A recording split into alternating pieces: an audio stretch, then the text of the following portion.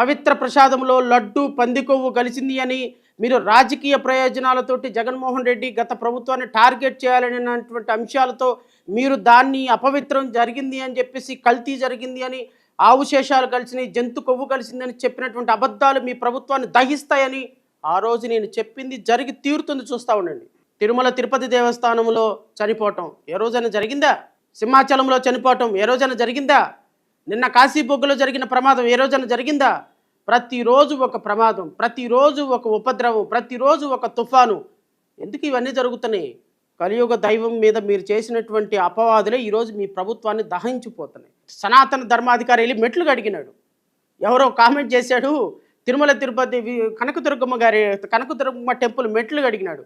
నాయన నిన్న కాశీబొగ్గలో జరిగింది ఏ మెట్లు కడుగుతావయ్యా? సనాతన సనాతనాధికారి పవన్ కళ్యాణ్ ఎక్కడ మెట్లు కడుగుతారు మీరు? మతాన్ని మతంలాగా చూడండి, ప్రాంతాన్ని ప్రాంతంలాగా చూడండి, ధర్మాన్ని ధర్మంలాగా చూడండి. అంతేగాని ప్రతి మతాన్ని తీసుకొచ్చి రాజకీయంలో పెట్టి, ధర్మాన్ని తీసుకొచ్చి రాజకీయంలో పెట్టి, నువ్వు ఓట్ల కోసం సీట్ల కోసం చేసే డ్రామాల్లో దేవుణ్ణి కూడా లాగితే రాష్ట్ర ప్రభుత్వం ఇలాగే ఉంటుంది.